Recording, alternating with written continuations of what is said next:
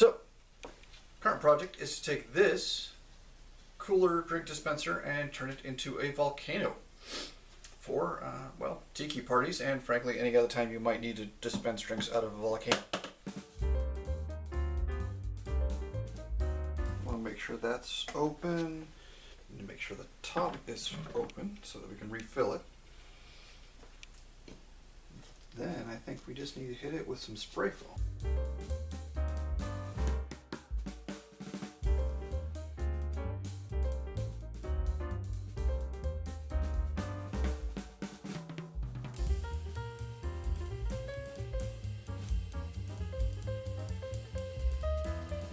If you're wondering, for future reference, it takes more than one can of spray foam to make a volcano out of a cooler. First layer of foam's dry. We're going to go ahead and hit it with a second layer and see where we are.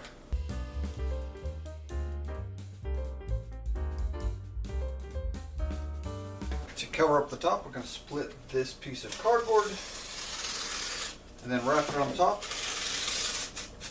and foam on the outside of that. See how it's got all these little bends in it? First thing you do is sort of want to bend and get in those corrugations to make it bend easier to put on the circle. It's the next day. We've let the spray foam volcano to dry. The next thing to do is to cover it in this. It is plaster sheets. That's the plastic part that falls out. Same stuff they used to wrap a broken bone, though when I broke my volcano in 5th grade they used fiberglass instead of plaster. But, you know, we make do with what we have. The way this works is you lay this out, figure out about how long you want it to be.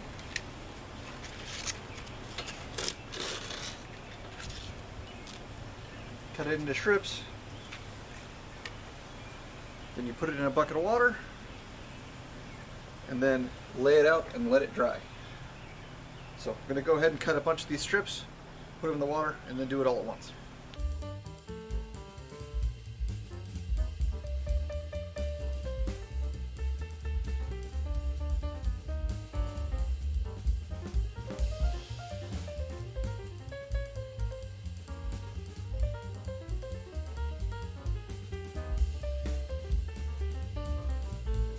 More observant viewers will notice two things. First, I didn't do the top. I did that separately so I can still remove the top to be able to add more drinks into the volcano. Secondly, I did it outside. Mostly because it's a pretty messy process, and being outside makes it a whole lot easier to clean up. We'll leave that other bit of white there to see if Sheila notices. It's the next day again. We're going to go ahead and finish off the volcano with some spray paint to get the first base color of it. Plaster's dried off, so we should be good to go on that. We'll go ahead and spray it off and then start adding some more detailed paint after that.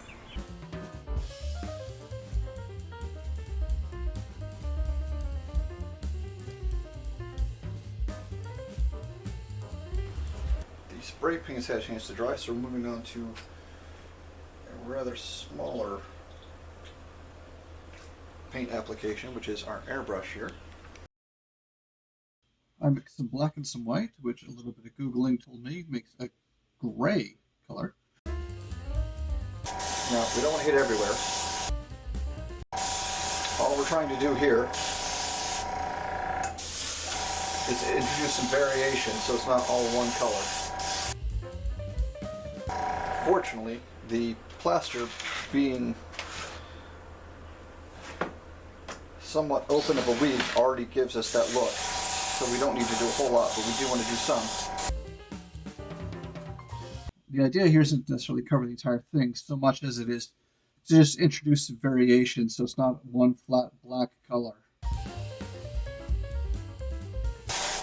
One of the things I'm doing here is looking for any areas where maybe some of the spray foam is peeking through, and trying to hit that and make sure that's all nice and dark as well.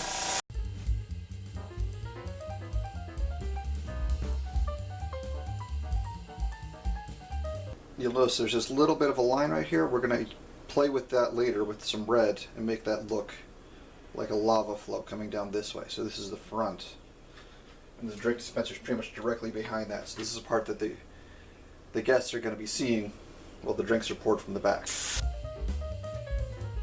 Now, without bothering to clean this out, I'm going to add some red first. We're going to build this color up in layers, so mix it up a little bit.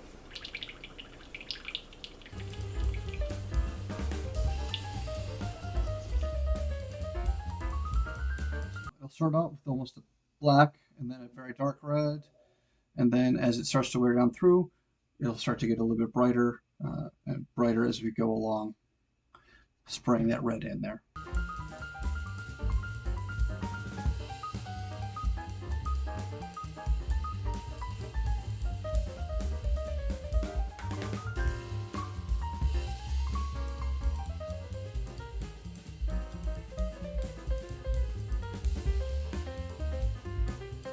A little bit more red, and now we're going to start introducing some yellow. And similar idea, it's going to start getting a little bit lighter as we go through, and then we'll probably do some yellow on top of that. So it'll mix a little bit, we'll get some orange.